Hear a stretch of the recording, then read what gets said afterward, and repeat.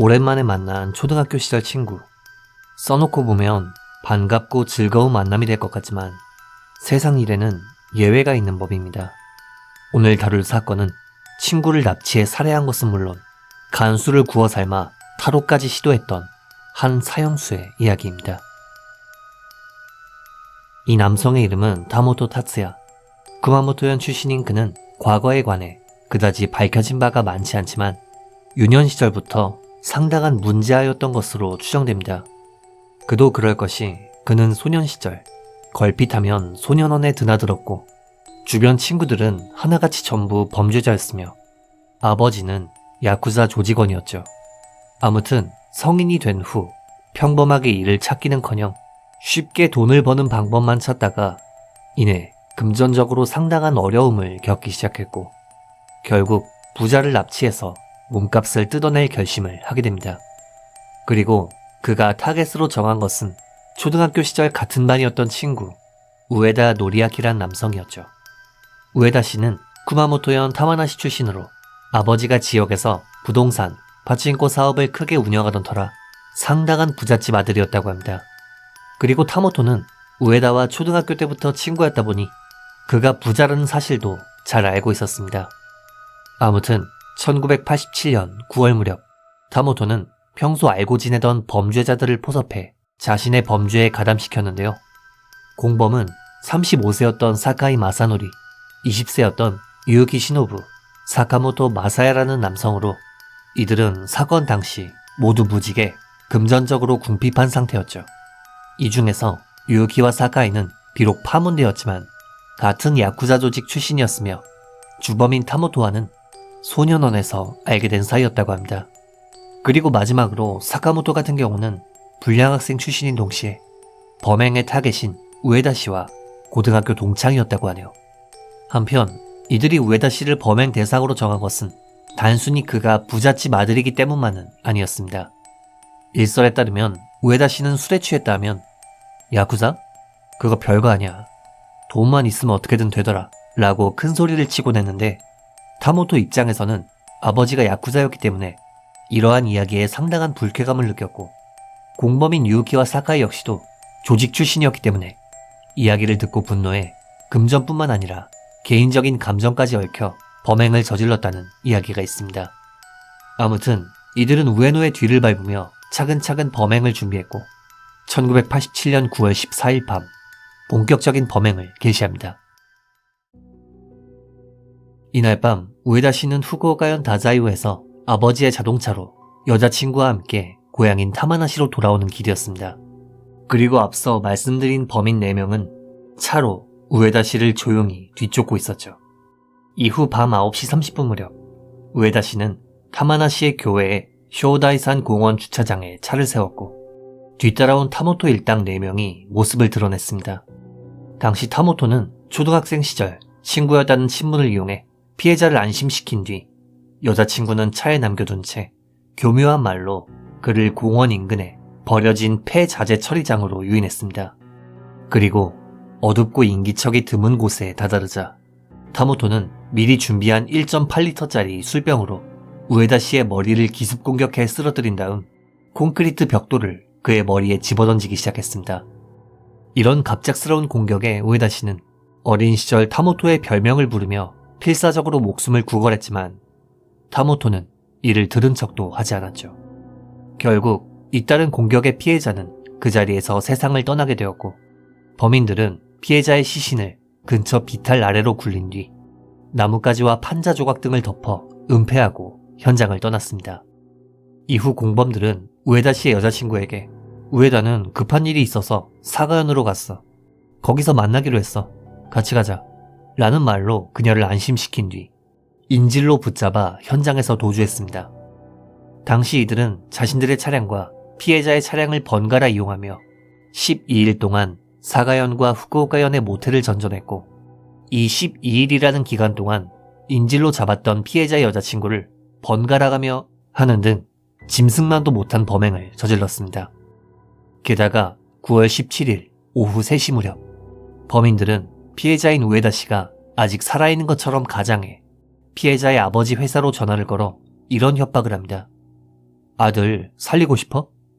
5천만 엔 준비해서 크루메시의 다방으로 가지고 와. 참고로 당시 5천만 엔이면 구매력으로 계산했을 때 지금 한화로 약 10억 정도라고 하네요. 아무튼 협박 전화를 받은 피해자의 부모님은 어떻게든 아들을 살리고 싶다는 마음에 범인들이 지정한 장소에 돈을 들고 나와 기다렸지만 정작 타모토 일당은 경찰에게 잡힐지도 모른다는 불안감에 약속 장소에 나타나지 않았다고 하네요. 한편 경찰은 피해자의 차량 번호를 수배함과 동시에 그의 주변 인간관계를 추적했고 이내 머지않아 타모토와 일당들이 용의자로 지목되어 경찰은 이들을 추적하기 시작했습니다. 당시 타모토는 인질 여성을 데리고 도쿄 인근까지 도주했으며 9월 25일 여성을 요코하마 시내에 풀어준 뒤 모습을 감췄습니다. 이렇게 극적으로 생존한 피해자 여성은 즉시 경찰에 신고했고 경찰은 그녀를 보호해 의사의 진료를 받도록 했는데요. 12일간 반복된 범행으로 인해 그녀는 질벽 파열, 자궁경부 손상 및 범인들에 의한 성병 감염은 물론 복막염 등의 증세가 있었다고 합니다. 진짜 구제불능의 쓰레기들이죠. 아무튼 경찰은 피해자 여성을 불법 감금한 혐의로 타모토와 공범들을 전국에 지명수배를 내렸는데요. 지명수배가 내려진 후 다음 날인 26일 아침 도쿄의 신주쿠에서 유키가 체포되었고 이날 밤에는 사카이가 도쿄 시내에서 검거되었다고 합니다. 그리고 27일 저녁에는 범인들이 유기한 피해자의 시신이 발견되었고 이날 사카모토가 스스로 경찰서에 출두하여 체포되었으며 마지막까지 도피하던 이 사건의 주범 타모토 타츠야 역시도 9월 30일 오전 도쿄 시부야쿠에서 끝끝내 경찰에 체포되었습니다. 지명수배 이후 4일 만에 범인이 전부 검거된 것은 그나마 다행이지만 피해자 여성이 겪은 트라우마는 정말 너무 안타깝습니다. 이들은 강도살인, 불법 감금, 성범죄 등으로 기소되었고 1988년 3월 30일 1심 공판에서 공범 3명은 다음과 같은 주장을 했습니다. 다 타모토가 시킨 일이에요. 저놈이 주동자예요. 저희는 그저 따랐을 뿐이에요. 그런데 정작 타모토는 나는 지시한 적 없어요. 주범이 저라고요? 말도 안 되는 소리예요. 어쩌다 보니 다 같이 저지른 일이라고요. 라며 공범들의 주장을 부인했는데요.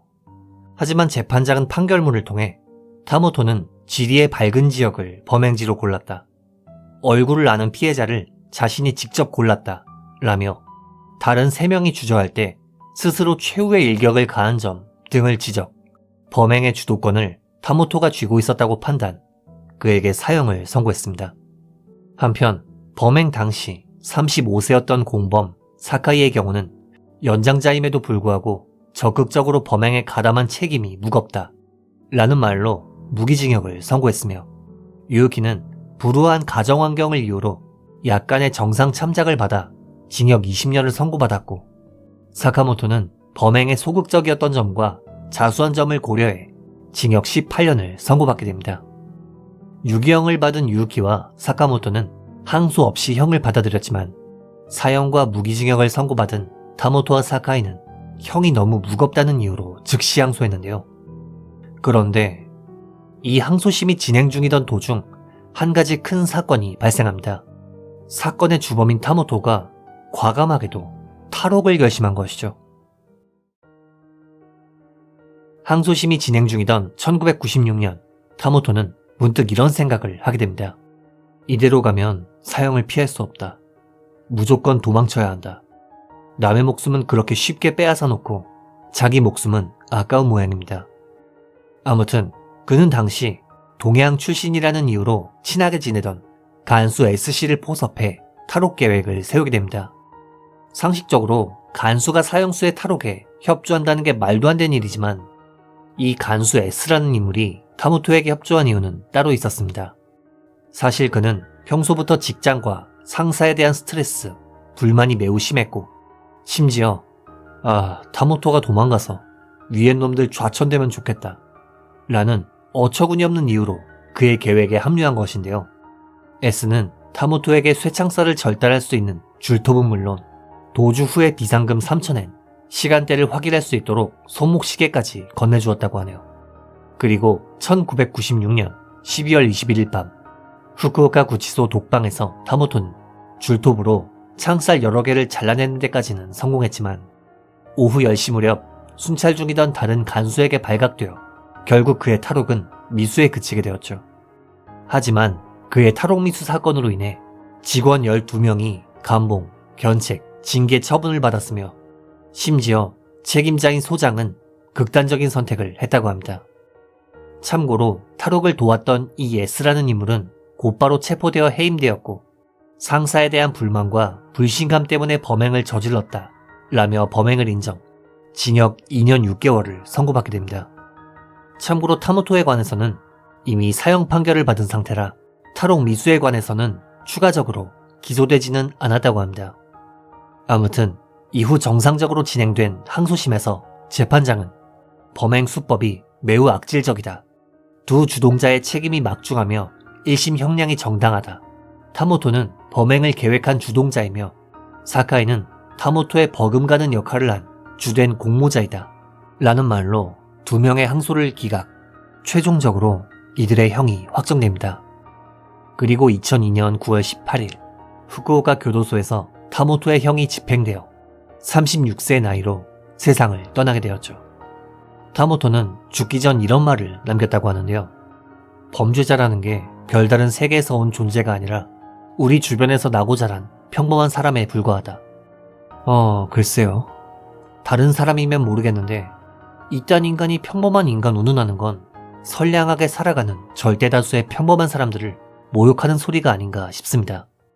그리고 개인적으로 간수 한 명의 악의를 품은 행동 하나 때문에 자칫하면 사형수를 사회에 풀어놓을 뻔했다는 게 정말 소름이 돋는 그런 사건이었네요. 피해자분의 명복과 더불어 피해자 여성분께서 트라우마를 이겨내고 행복한 삶을 살고 계시기를 바라며 영상을 마칩니다. 금이서였습니다.